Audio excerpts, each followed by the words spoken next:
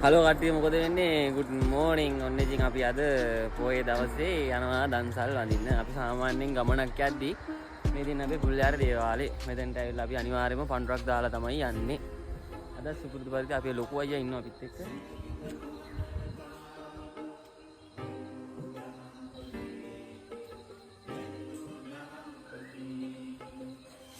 අපි සුපුරුදු පරිදි යන්නේ යන්නේ සාමාන්‍යයෙන් ඉස්සරේ මොනවද කියන්නේ? කියන්නේ පොඩ්ඩක් ඉන්න පොඩ්ඩක් දාලා එන්නම් ඈ. ගාන.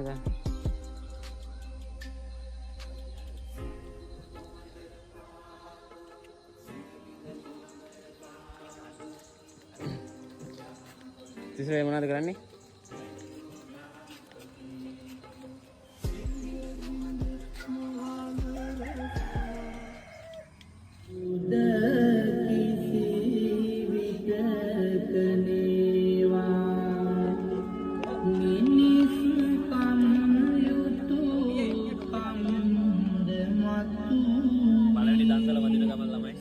රැවුලට මොකද උනේ?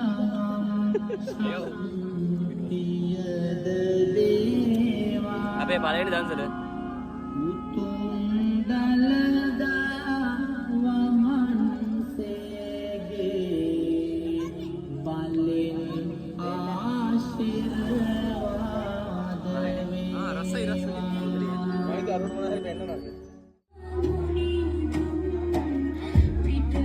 අපිට දෙවෙනි දන්සල හම්බුනේ පාන් දන්සල